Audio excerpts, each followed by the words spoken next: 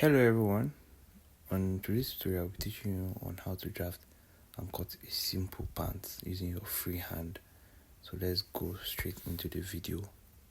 So I'll be starting with my waist. I'll be using a waist 38. I'll be using a waist of 38 because I want to use an elastic on the shoulder. The person's waist is 34, but because I'm using an elastic, I'll make it more free. That's 38.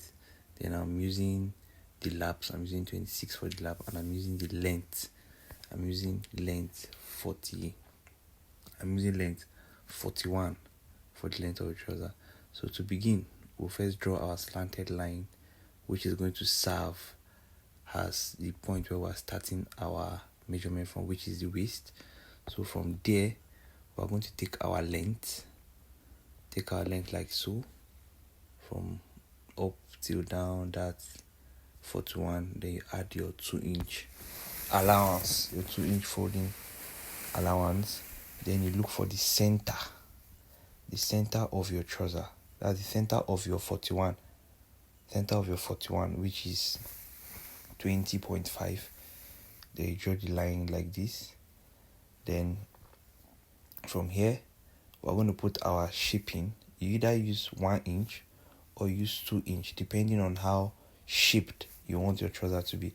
For myself, I'll use 1.5 because it's a free trouser. I'm using 1.5. It's not a fitted trouser, it's a free trouser. And that's why I'm using an Ankara for it. Then down here, I'm using the same thing. So you connect your line, you connect your two lines, you connect the two lines of your shaping. From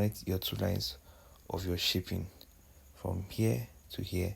This is how you're going to join it. You join it this way, you connect two of them. Then from here, you are going to connect it to the upper part of your trouser using your ruler. But if you have a French curve, so you get a perfect work, is also fine. But if you are good using your ruler, it's also fine. I'll try to give you the shape you want, but properly, if you have a curve ruler, is welcome. What I love is doing freehand, so that's why I use my ruler. So from here, we're going to divide our waist, which is 38, into 4, and that is 9. We're using 9 inch for our sewing for our waist.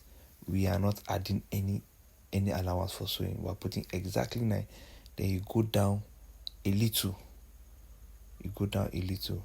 So from here, we didn't take the person's hips. So over the years, I've discovered that most matured people, as far you are matured, most I use 11. Most, if you are fire, except you're having a buttocks or you are fat, that's when I use your waist, your hips. But mostly I use 11 for my crotch measurement for every matured person. So this is me putting the 11.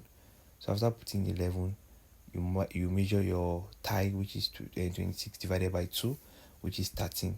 So from here, we are going to connect it to your upper waist measurement. You either draw your line like this and you curve it this way. You understand? You curve your crotch connecting to the line. After that, you measure the wideness of your trouser. Remember, I said this is not a fitted trouser, it's a white trouser.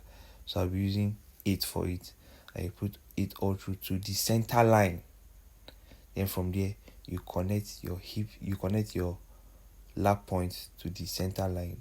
So after connecting it down to the opening of your trouser down, then you cut.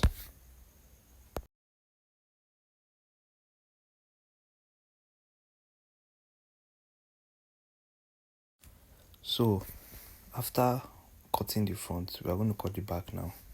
So I'll flip my material into 2, so I'll be able to get both sides of my back pattern. So now I'm about cutting the back. So remember, we cut the trouser this way, but we are cutting the back. We are going to turn it upside down the other way. You only leave it the same direction if you are cutting a material that has pattern and the patterns are rhyming. Like this one, it has patterns, but they are not rhyming. The patterns are in the same direction, both downward and upward. That's why I flipped it. So from here, I'll cut it exactly. I'm cutting it exactly like the front leg, exactly from the center. So from this plate, from the crotch plate, I'm going to put an allowance of 1.5 inch or 1 inch. You can use 1.5 or 1 inch, but it shouldn't pass 1.5. So the back is slanting downward this time around. From the back is sliding downward, meeting the front. Then from the crotch level, to the up part is going to be 3, and from the crotch level down part is going to be 2. So remember, we left 1 inch allowance from the back.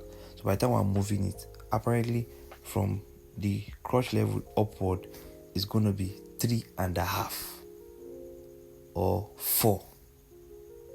Then from the crotch level downward is going to be 2. Then you shift it and add it, then you cut it all down also to the other parts. You're going to cut it all down, and that's how I cut my own trouser.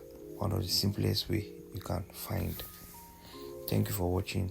If you like what you watch, please like, subscribe, and hit the notification buttons for more video when I drop them. Thank you.